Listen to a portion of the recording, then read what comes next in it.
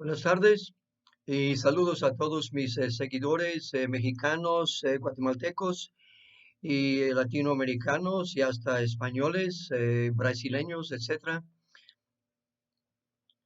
Un ex sacerdote predica sobre el misterio de la Santísima Trinidad.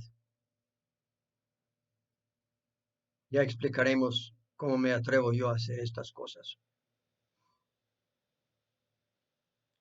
Lo que me motivó de inmediato a hacer esta plática, digamos una homilía, que quiere decir una plática breve acerca de los misterios de nuestra fe y basado sobre todo en los santos evangelios, que es lo que los sacerdotes deben de predicar todos los domingos después del evangelio, una breve charla con sus feligreses. Y esto es lo que yo voy a hacer aquí ahora, aunque no sea activo sacerdote en el ministerio. Pero como veo que tantos sacerdotes luchan con su homilía del domingo de la Santísima Trinidad, me ha animado a hacerlo yo. Ya que no soy sacerdote, pero voy a misa, siento que muchas veces cuando voy a misa el sacerdote no predica tan bien como yo podría predicar. Un poco curioso eso, perdonen el orgullo.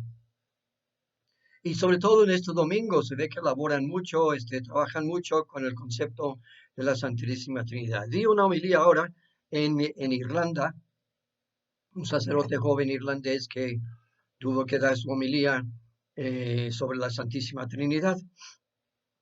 Bueno, ¿yo cómo sé de esto? Pues yo me preparé como sacerdote católico, estudié en Roma, en la Universidad Gregoriana, y estudié el misterio de la Santísima Trinidad.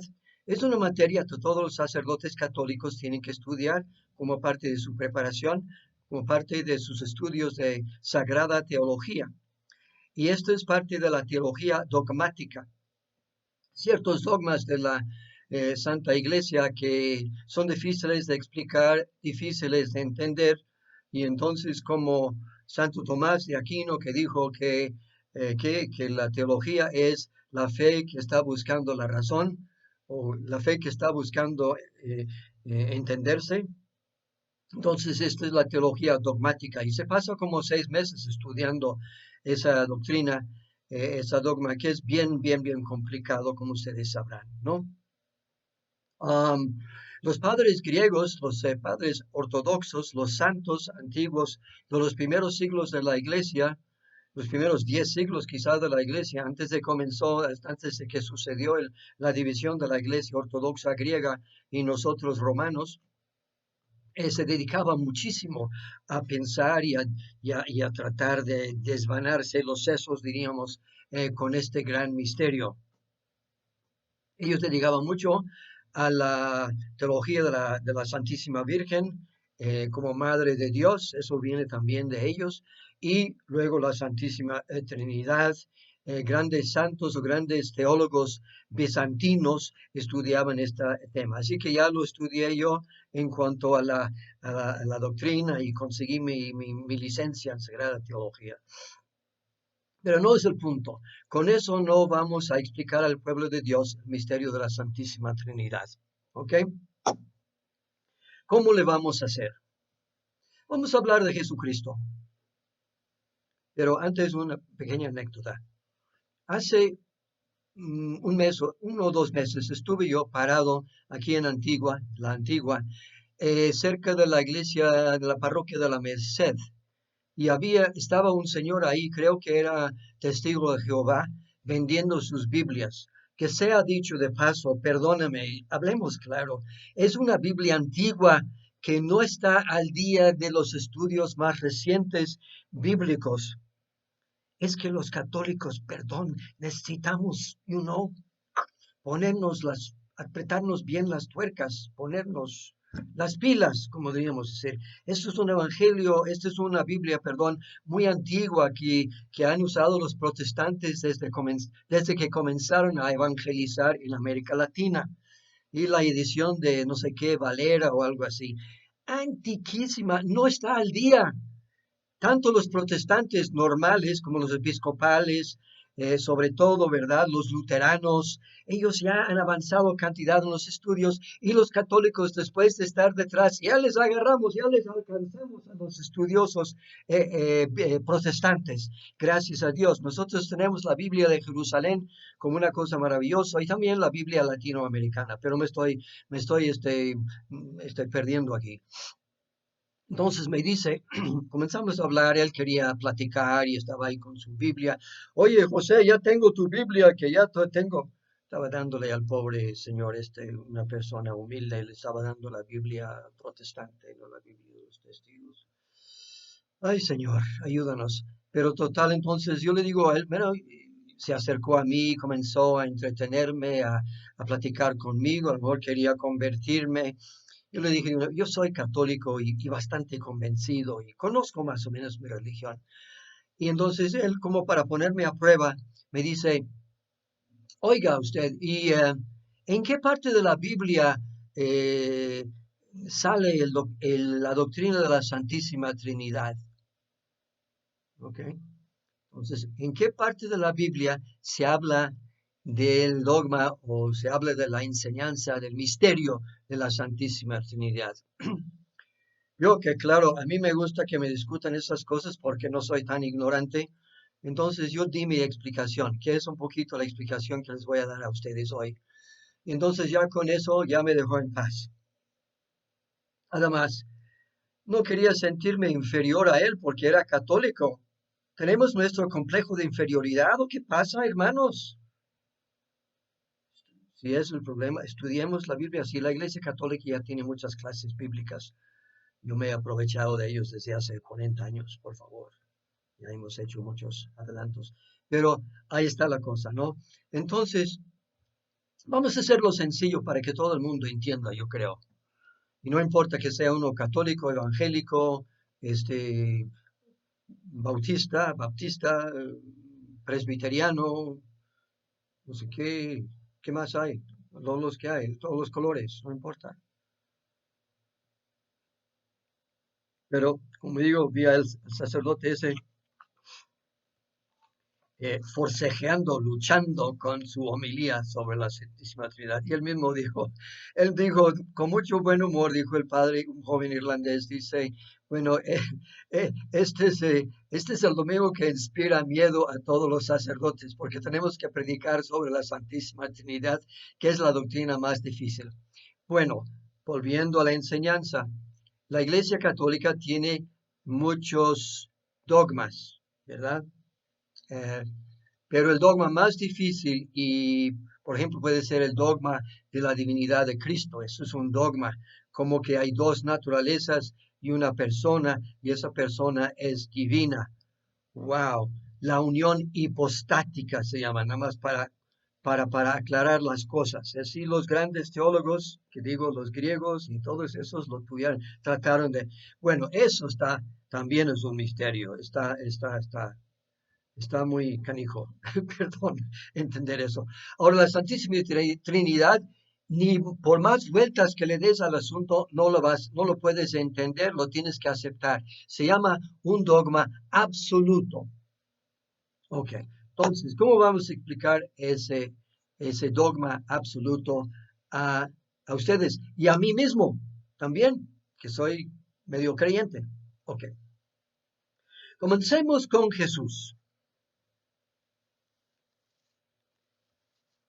Machaco y machaco. Nosotros no somos creyentes en Dios, somos creyentes en Jesucristo. Y después llegamos con la fe a creer que es el Hijo de Dios. Pero vamos despacio. Okay. Y di una homilía ahora en inglés, la misma cosa, pero el mismo gato, pero revolcado. Y les decía, Jesús nunca rezaba a Dios. Ay, padre, ¿qué dijo usted? A mí me gustaba también escandalizar a mis fieles, les decía algunas cosas para sacarles de su aburrimiento, de su rutina, de su no pensar, de su repetición, de su, ¿verdad? repetir como perico las verdades de nuestra religión. Me gustaba sacarles de... Pero es verdad lo que estoy diciendo, no es broma, es solo un chistecito para hacerte pensar. Así que Jesús nunca rezó a Dios en toda su vida. Okay.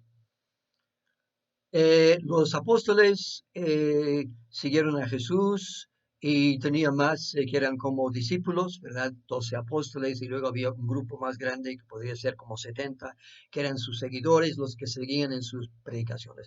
Lo que hizo Jesús en su vida, que era muy breve, 2 años y medio, ¿eh? No piensen que Jesús andaba todo el tiempo, no. No sé, como 30 años en Nazaret y luego 2 años y medio en su ministerio público. En su ministerio público la gente le decía rabí, que significa maestro o enseñante, profesor, maestro. Rabí es una palabra, creo yo, hebrea o algo así, ¿verdad? Maestro. Y ¿qué hizo Jesús en todos esos 2 años y medio? Pero sabemos que lo más importante es que fue crucificado y resucitó. Eso es el querigma para su información, el núcleo de nuestra fe. Pero fuera de eso, Jesús pasó mucho tiempo predicando y haciendo señales, como llamamos, signos, señales que eran sus milagros. Pero pasó mucho tiempo en los evangelios enseñando, y el evangelio de San Mateo es el que recoge, es el que más recoge las enseñanzas de Jesús.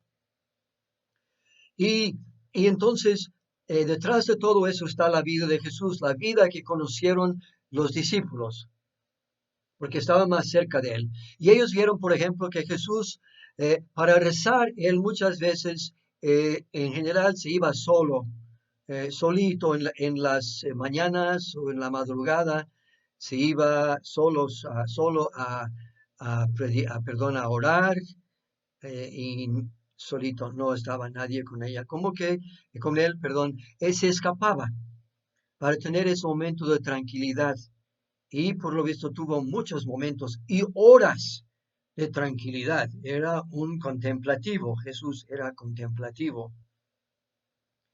Y ¿verdad? Los discípulos querían saber qué había estado haciendo. Okay. Hay algún momento en que ellos dicen, Señor, ayúdanos a orar como Juan Bautista enseñó a sus discípulos. Y entonces Jesús les entregó esa oración que rezamos muchísimos los católicos, que rezamos en la misa de una forma solemne. Padre nuestro que estás en el cielo. Bueno, descubrimos los estudiosos, y católico era el que descubrió esto, el padre, eh, un padre francés, Dupont, no me acuerdo cómo era. eh, Él quería descubrir entre sus grandes estudios porque no todos los evangelios como que tienen la misma autenticidad y pues está ahí muchas veces pues la predicación, en los evangelios está la predicación de los apóstoles, está la interpretación de los 4 evangelistas, etcétera, etcétera. Entonces quería él hurgar y hurgar, ¿cuál sería lo más propio de Jesús? O quiero ser como la esencia de lo que Jesús hubiera dicho. Y encontró algo, que es precisamente que Jesús, cuando oraba, como digo, nunca decía Dios, decía Abba, que es una palabra hebrea y es una palabra, todavía lo usan en esas tierras, una palabra aramaica, perdón, era el idioma de Jesús, el dialecto de Jesús, digamos. Abba, ¿qué significa padre? Pero es papá. Entonces, ya el secreto de Jesús, que él guardaba, porque no lo podía decir muy en voz alta, porque si Jesús dijera en público, digamos, dijera, Dios es mi papá, lo hubieran apedreado en ese mismísimo momento, porque él estaba en una comunidad hebrea. Los judíos no podían permitir ninguna división en Dios, ningún dualismo, diríamos. Un solo Dios y solo hay uno, y luego ellos sacaban a todos los ídolos que había y se fueron formando ellos en la creencia de un solo Dios. Entonces, para los judíos del tiempo, dicen, ¿por qué no creyeron los judíos en Jesús? Por esa, es una razón muy simple. Ellos no podían entender nada de que Dios Padre y Dios, esas cosas. Bueno, Dios Padre, pero el único Dios, no era el Dios Padre del Hijo. No, blasfemia. Y todavía el día de hoy los judíos, pues ellos difieren de nosotros en eso. Y cuando hablas con ellos, no les estés hablando de tonterías, porque ellos no saben, no creen lo mismo que nosotros, ¿no? No, es que Jesús era judío, sí, pero era un judío que salió totalmente ¿no? Sal- Salió de los lineamientos, podríamos decir, de su propia religión. Por eso los primeros judíos llamaban a los cristianos una secta de los judíos. Pero volvamos a lo bonito. Lo bonito es esa vida íntima de Jesús. Entonces, Jesús no vino a decirnos que Dios existía, pues si ya lo sabían todos sus oyentes. Así que no vino Dios a probar la existencia de Dios. I'm sorry, digo, puede ayudar quizá a creer en Dios, no digo que no, pero no vino a enseñar eso. Vino a acercarnos a Dios y al acercarnos a revelarnos ciertos secretos de Dios, o sea, ciertas intimidades de Dios. Esto es lo maravilloso de nuestra religión cristiana. No tanto católico, digo cristianos. Esto es el cristianismo, ¿correcto? Yes. Y nosotros pues creemos que andamos bien dentro del cristianismo, sin andar cortando cabezas y entrando en cruzadas y matando a musulmanes y a todo lo que se nos ponga delante. No. Pero tenemos que saber en qué creemos. Entonces, por ahí se va metiendo en el misterio de Jesús. Y me estoy alargando, pero no puedo más, no puedo menos. Esa palabra, esa oración que describimos en él. También creo que me acuerdo de una frase del Evangelio cuando Jesús ve que la gente no puede entender su predicación. Sobre todo los líderes, los más inteligentes o los más instruidos de su pueblo, que eran los fariseos. Los fariseos no eran malos, eran judíos de muy estricta observancia.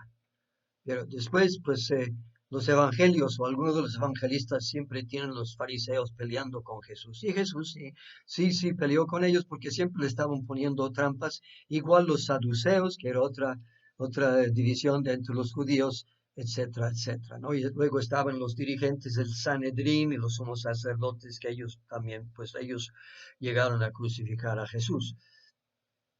Pero en un momento puedo decir casi frustrado Jesús. No vamos a decir que Jesús estaba frustrado, porque Jesús era humano.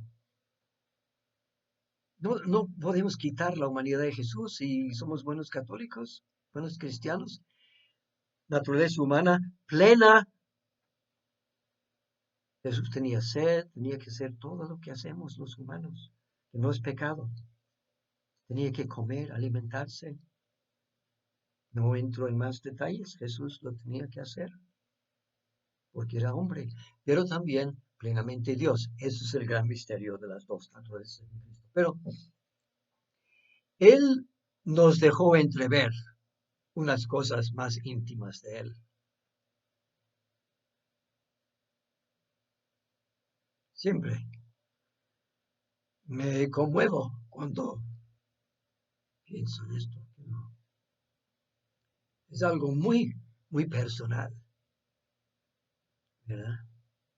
Y entonces, como digo, en ese momento Jesús dijo, gracias Padre, porque has dejado has escondido estas cosas a los sabios y prudentes y los has revelado a los más pequeños, que son, de hecho lo que quiere decir son los más humildes, los más pobres se llaman en la Biblia, pero son los más humildes, son los que solo tienen a Dios, los que carecen de toda grandeza humana, que no se apoyan en ninguna cosa humana, sino que se apoyan en Dios. Esos son los famosos pobres de Yahweh, como los llamamos los católicos, no los pobres de Jehová, los pobres de Yahweh o Yahvé, porque así es el nombre de Dios, el nombre sagrado, que los judíos no pueden pronunciar. Ellos dicen Elohim, ¿verdad? De diferentes maneras, Adonai, ¿verdad? Porque para ellos no pueden tomar el nombre de Dios en vano. Nosotros sí, porque Jesús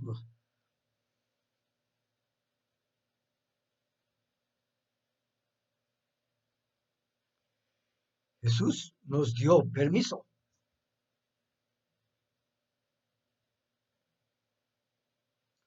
para llamarle papá, Abba.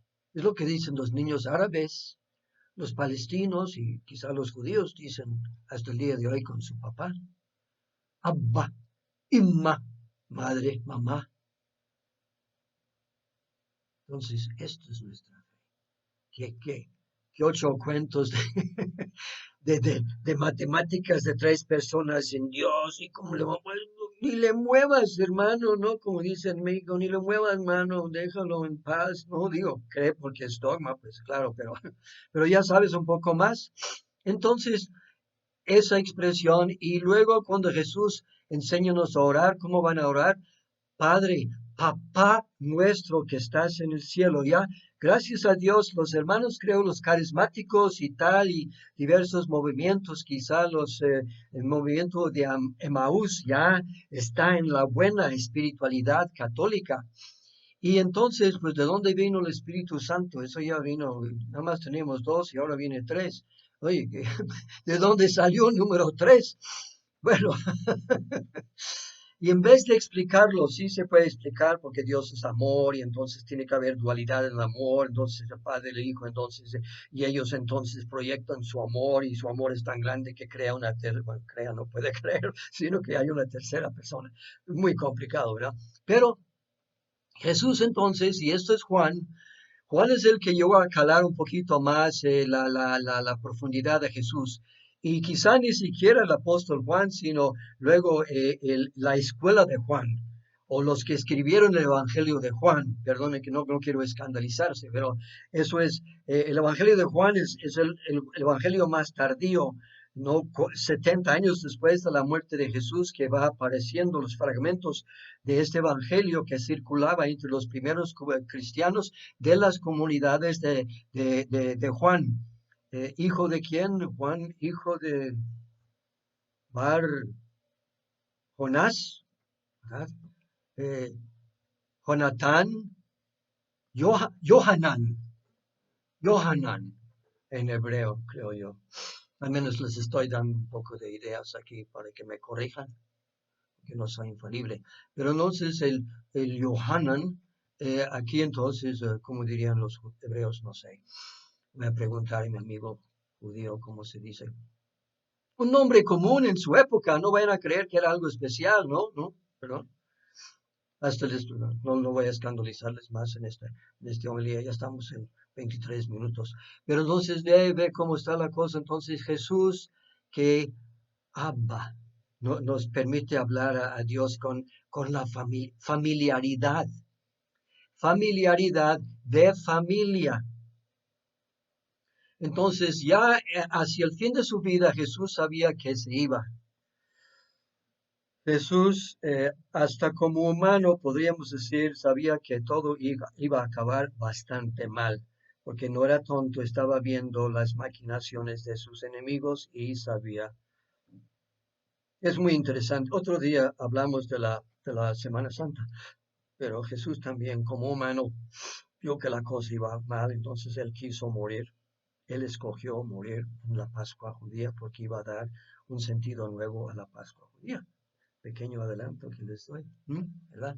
Entonces ya se sabía que se iba y que ya no iba a volver.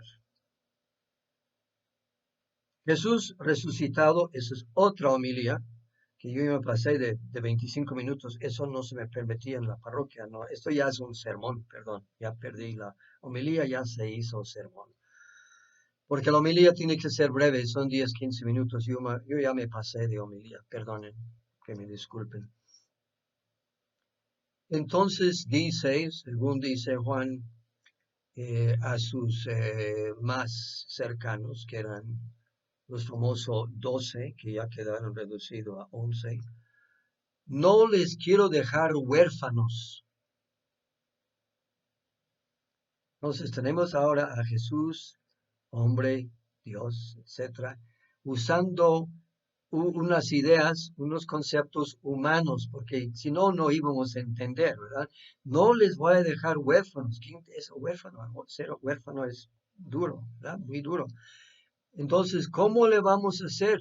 Ellos no saben ni de lo que está hablando, los pobres, ¿verdad? No saben, de verdad que no saben. Alguno dirá, bueno, señor, como el otro que dijo en la última cena, bueno, señor, enséñanos el Padre y ya con eso bastará. Jesús medio se enoja.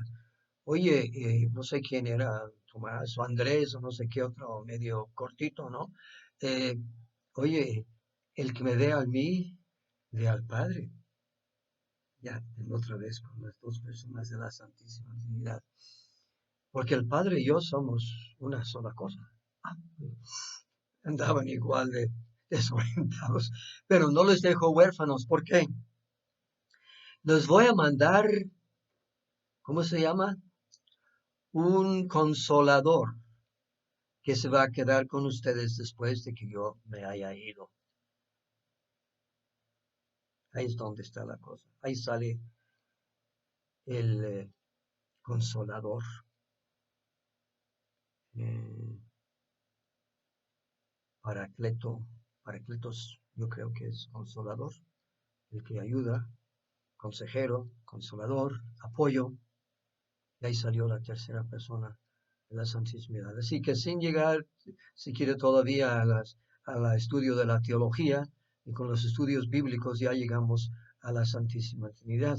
Ahora, para ayudarnos en todo eso, la iglesia la iglesia creó ciertas fiestas y creó la fiesta de Pentecostés para celebrar esa tercera persona de la Santísima Trinidad. Y vemos que después de Jesús subió al cielo, ¿verdad? Estaban reunidos los discípulos, los apóstoles, no sé qué, en un cuartito con María, con Miriam de Nazaret. Y en ese momento, pues, vino ya el Espíritu Santo como una forma clara y distinta de una persona divina en forma de lenguas de fuego. Entonces ya tenemos a las tres personas y por eso ya como broche de oro, la iglesia dice, vamos ya después de 5 siglos o si después de 5 siglos iba elaborando, hace 1500 años iba fraguando la idea de la Santísima Trinidad con más como dogma. Creo en el Espíritu Santo, dador de vida, entró en el credo, etcétera, ¿no? Entonces, de ahí tenemos las tres personas de la Santísima Trinidad. Pero a mí me encanta esto, como ven, me conmueve mucho entrar con Jesús. Jesús, a Él le debemos. Si Jesús no hubiera venido, no sabríamos nada de la Santísima Trinidad, no habría Espíritu Santo, porque los judíos no creen, no creyeron, no creían y no creen y no van a creer. Bueno, en cuanto a judíos, en tres personas en Dios. El Dios es el único Dios. Dios les tuvo 2000 años para enseñarles esa primera verdad y básica de su religión. Pero vino Jesús y vino a desarrollar eso y ellos pues no lo podían aceptar y nosotros ojalá que nos sintamos dichosos de Jesús nos invitó a entrar más dentro de su persona, más dentro de su parte interior, más dentro de su intimidad y de la otra parte de él, que es su vida íntima con el Padre y con el Espíritu Santo. Ya, ya llegamos. Esto está fatal, perdón, muy largo.